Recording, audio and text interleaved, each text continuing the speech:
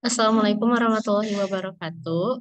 Selamat pagi dan salam sejahtera untuk kita semua. Puji syukur kehadirat Tuhan Yang Maha Esa yang telah memberikan kita nikmat, rahmat, serta hidayahnya, sehingga kita bisa berkumpul untuk melakukan sesi presentasi mengenai traktus urinarius pada kehamilan di pagi hari ini dalam keadaan sehat walafiat. Yang terhormat, Ibu Dr. Intan Renata Silitonga selaku dosen pengampu mata kuliah ilmu penyakit dalam, yang saya hormati rekan-rekan sesama anggota kelompok 2 selaku pihak yang akan mempresentasikan materi pada pagi hari ini. Perkenalkan, saya Yasmin Aulia Zahra sebagai moderator yang akan memimpin berlangsungnya sesi presentasi pagi hari ini agar dapat berlangsung dengan teratur. Sebelumnya, izinkan saya memperkenalkan nama-nama anggota kelompok 2 yaitu ada saya sendiri, Yasmin Aulia Zahra, kemudian Rahma Alia, Syifa Maharani, Bayinati Laili, Syifa Nanda Junior, Aulia Rasya Azahra, Putri Indeswari, Stefani Rata Aurelia, dan Irah Ratasari. Presentasi ini berisi beberapa topik sebagai berikut yang akan dibahas lebih lanjut oleh para pemateri, dimulai dari Syifa Maharani, waktu dan tempat dipersilakan. Baik, terima kasih kepada Yasmin. Di sini saya akan menjelaskan definisi traktus urinarius. Traktus urinarius adalah suatu sistem yang memproduksi, mengumpulkan, dan membuang urin yang terdiri dari ginjal, ureter, vesika urinari, dan uretra menurut Bontrager 2014. Lalu yang kedua adalah perubahan pada traktus urinarius. Perubahan pada organ traktus urinarius terjadi pelebaran kaliks, pelvis, ginjal, dan ureter di sebelah atas tulang pelvis. Lalu kapasitas ureter juga mengalami peningkatan yang cukup signifikan. Kapasitas tersebut akan meningkat sampai 50 mili atau lebih. Kapasitas kandung kemih juga meningkat sampai 2 kali lipat pada kehamilan at term. Materi selanjutnya akan dibacakan oleh Rahma Alia.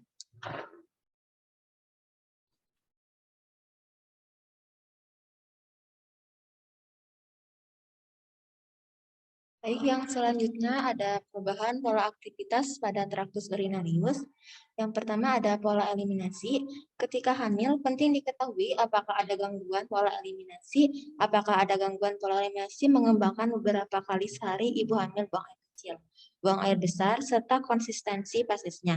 Karena pada saat hamil, ibu mengalami perubahan pada sistem traktus urinarius dan traktus digestivus. Yang pertama, sebelum hamil, BAB 1 kali sehari, buang air kecil 5-6 kali sehari. Sesudah hamil, buang air besar 1 kali sehari, buang air kecil 8-9 kali sehari. Pola istirahat dan tidur. Sebelum hamil, ibu tidur malam 7-8 jam per hari, tidur siang 1 jam. Sudah hamil, ibu tidur malam 5-6 jam per hari, tidur siang 1 jam. Jika ibu mengatakan sering terbangun pada malam hari, keluhan yang juga sering muncul di trimester ketiga adalah seringnya buang air kecil. Janin yang sudah sedemikian besar menekan kandung kemih ibu, akibatnya kapasitas kandung kemih jadi terbatas sehingga ibu sebentar-bentar ingin buang air kecil.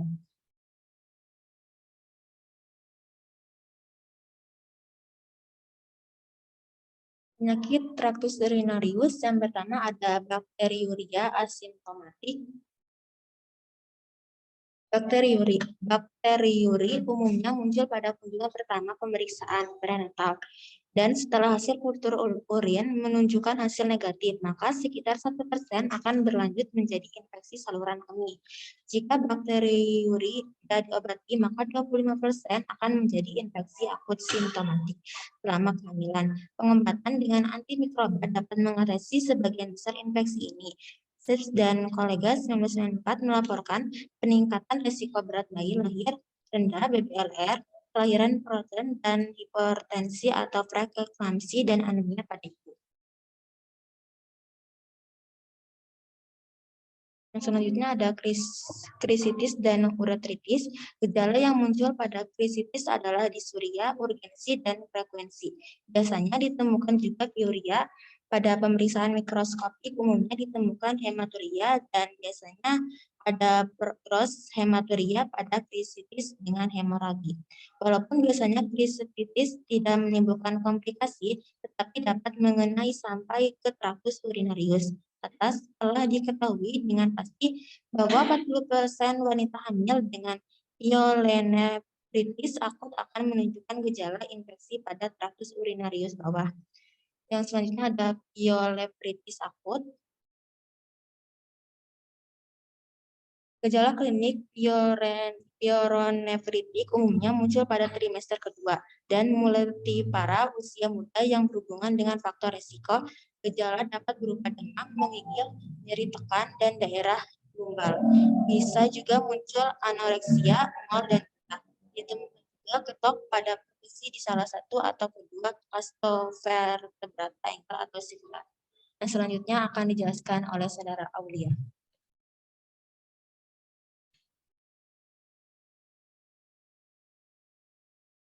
Baik, selanjutnya ada infeksi traktus urinarius. Infeksi traktus urinarius adalah suatu kondisi di mana pada pemeriksaan urin ditemukan bakteri yang jumlahnya lebih dari 10.000 per mililiter. Urin yang diperiksa harus bersih, segar, dan diambil dari aliran tengah atau midstream, atau diambil dengan fungsi simprasimpisis. Ditemukan bakteri yang jumlahnya lebih dari 10.000 per mililiter ini disebut dengan istilah bakteri urea. Bakteri urea ini mungkin tidak disertai gejala, disebut bakteri urea asimptomatik, dan mungkin disertai dengan gejala-gejala yang disebut bakteri urea simptomatik. Infeksi saluran kencing merupakan komplikasi medik utama pada wanita hamil. Sekitar 15% wanita mengalami satu kali serangan akut infeksi saluran kencing selama hidupnya. Infeksi saluran kencing selama hidupnya. Infeksi saluran kencing dapat mempengaruhi keadaan ibu dan janin. Dampak yang ditimbulkan antara lain anemia, hipertensi, kelahiran prematur, dan bayi berat lahir rendah atau BBLR. Materi selanjutnya akan disampaikan oleh Mbak Yunati. Kepada Mbak Yunati, dipersilakan.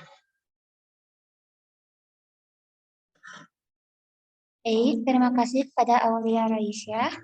Selanjutnya, sebelum masuk ke dalam patofisiologi infeksi saluran kemih, ISK ini pada ibu hamil umumnya terjadi pada pertengahan trimester pertama kehamilan dan awal trimester ketiga dalam kehamilan.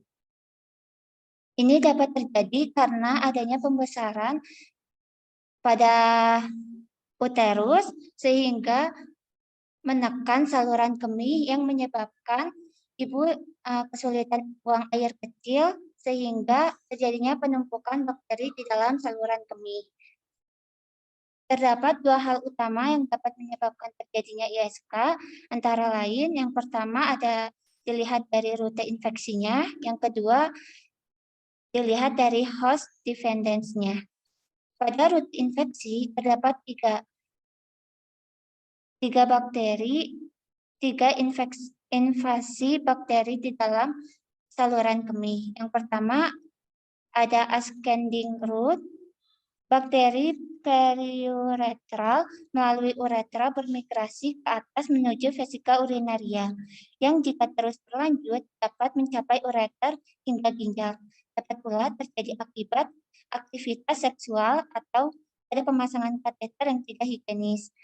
Yang kedua ada hematogenik yang seringkali disebabkan oleh Staphylococcus aureus. Sering ditemukan pada pasien immunokompromis. Yang ketiga ada limfogenik. Limfogenik ini rute infeksinya masih memiliki bukti saintifik yang minimal. Lalu yang kedua ada host defendance. Normalnya infeksi saluran kemih ini dapat dicegah dengan adanya proses wash out oleh saluran kemih, sehingga bakteri-bakteri yang ada dapat dikeluarkan melalui urin. Di dalam urin juga terdapat pH, osmolalitas, dan kadar urea yang dapat menghambat perkembangan bakteri.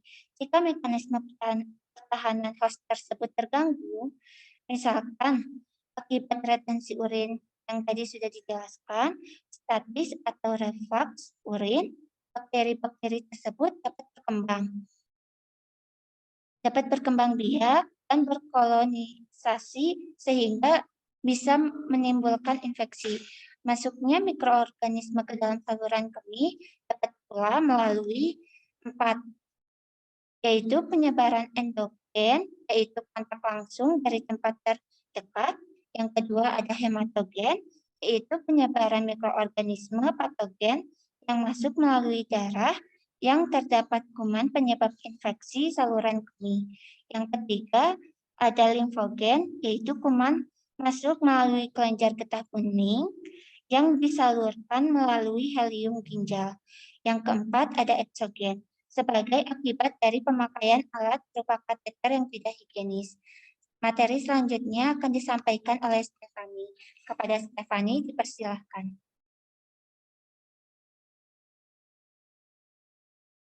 Baik, terima kasih Saudari Bainati. Selanjutnya terdapat gejala infeksi saluran kemih. Secara garis besar terdapat 3 gangguan yang sering dikeluhkan ibu hamil, yaitu berkaitan dengan gangguan penampungan, gangguan berkemih, dan stres inkontinensia.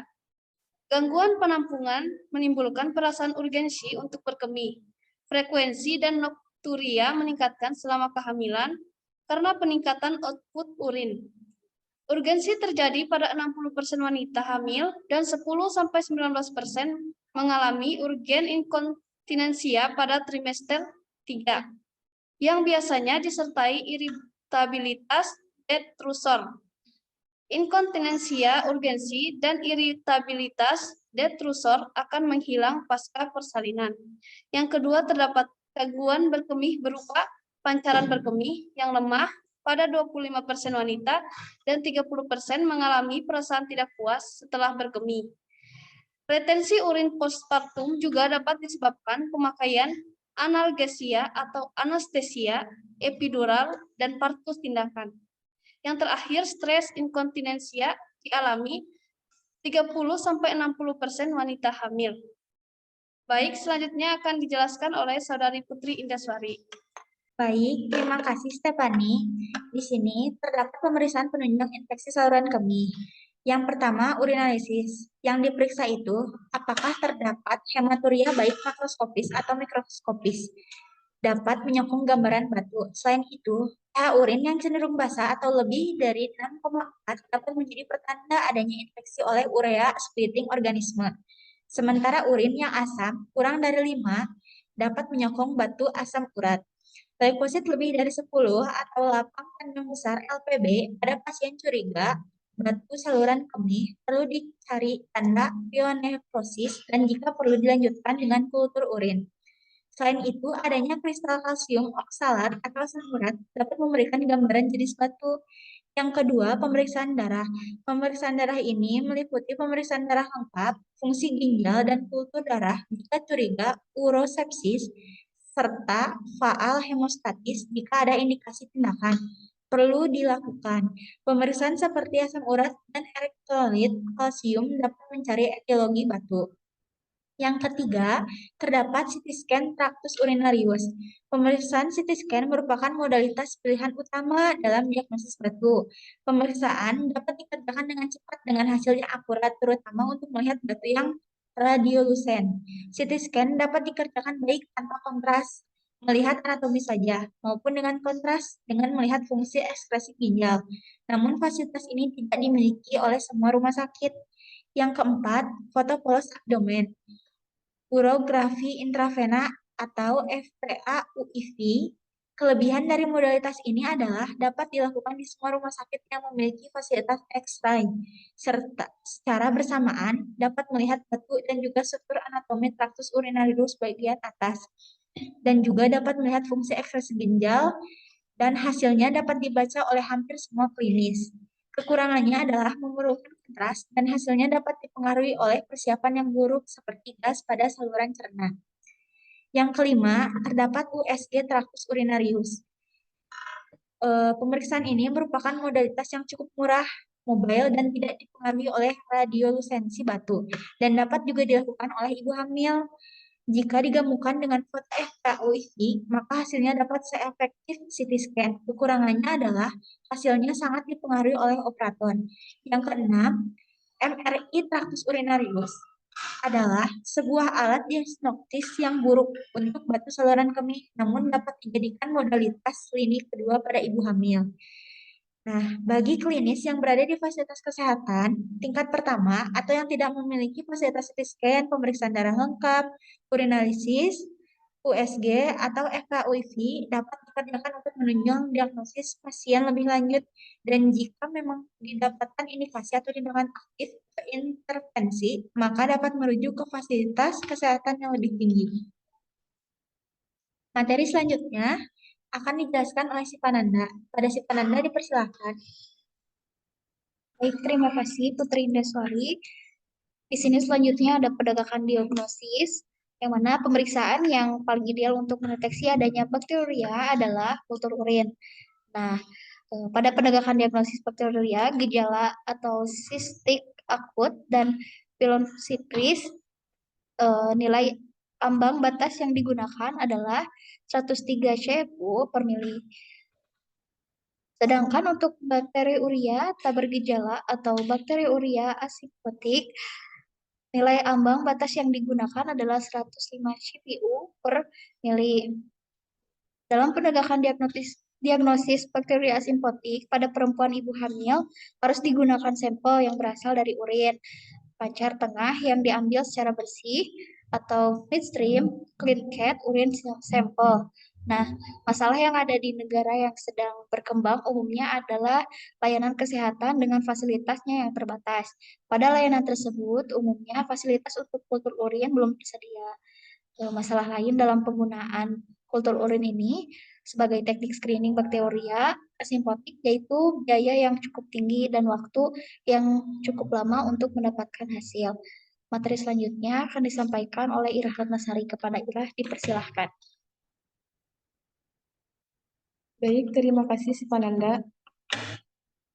Yang terakhir yaitu pengobatan infeksi saluran kemih. Pengobatan infeksi saluran kemih adalah dengan memberikan antibiotik seperti postomycin, trometamol, nitrofuratoin, dan trimethoprim. Nah, pemeriksaan akan terlebih dahulu dilakukan oleh dokter agar jenis antibiotik yang diresepkan sesuai dengan kondisi pasien. Terima kasih, saya kembalikan kepada moderator.